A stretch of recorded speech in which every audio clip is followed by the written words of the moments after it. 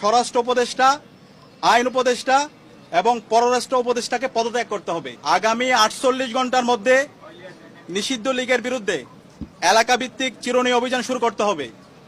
নিষিদ্ধ ঘোষিত সংগঠনের বিভিন্ন স্তরের সকল সন্ত্রাসীদেরকে গ্রেপ্তার করতে হবে। আমাদের 1 নম্বর দাবি, আমাদের ভাই উসমান হাদির উপর গুলিবর্ষণের সঙ্গে জড়িত প্রত্যক্ষ হামলাকারী, পরিকল্পনাকারী ও সহায়তাকারী সকল সন্ত্রাসীদেরকে গ্রেপ্তার করতে হবে। গোয়েন্দা সংস্থা সহ রাষ্ট্রের সকল সংশ্লিষ্ট অর্গানকে দ্রুত জবাবদিহির আওতায় নিয়ে আসতে হবে এবং যাদের গাফলতি প্রমাণিত হবে তাদের বিচারের মুখোমুখি করতে হবে।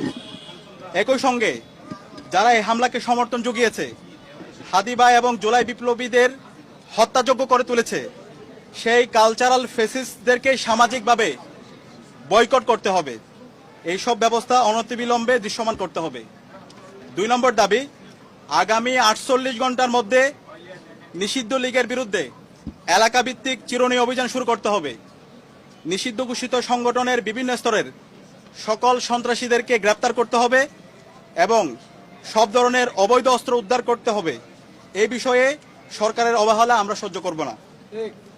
3 নম্বর দাবি, ভারতীয় আধিপত্যবাদের বিরুদ্ধে প্রথম ও অপরিহার্য পদক্ষেপ হিসেবে খুনি হাসিনাকে দেশে ফিরিয়ে এনে তার বিরুদ্ধে মানবতা বিরোধী অপরাধে প্রদত্ত রায় কার্যকর করতে হবে।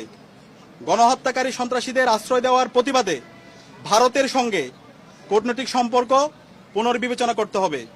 অভিযুক্তদের ফেরত না দেওয়ার পূর্ব পর্যন্ত কূটনৈতিক সম্পর্ক স্বাভাবিক করা যাবে না। এই দাবি অনতিবিলম্বে না মানা হলে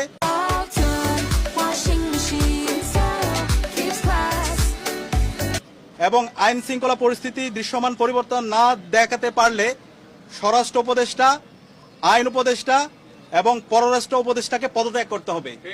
এই 3 দফা দাবি আমরা জানিয়েছি এবং একই সাথে আমরা গতকাল থেকে বাংলাদেশের সকল ছাত্র সংগঠন, সিভিল সোসাইটি, সাংবাদিক এবং জুলাইয়ে যে সমস্ত সংগঠনগুলো তৈরি হয়েছে, জুলাইয়ের যারা আমাদের সহযোদ্ধা ছিল, আমরা সবার সাথে গতকাল থেকে যোগাযোগ করছি, মিটিং করছি। ছাত্রদল, ছাত্র শিবির, ইন্ডিপেন্ডেন্ট অ্যাক্টিভিস্ট এবং বামপন্থী সংগঠন, ইসলামিক সংগঠন এবং সব ধরনের নাগরিক, ছাত্র এবং নাগরিকদের সাথে আমরা যোগাযোগ করেছি। আমরা সারা দেশে সবাইকে ঐক্যবদ্ধ হওয়ার জন্য আমাদের ফেসিবাদের বিরুদ্ধে, আমাদের কমন এনিমি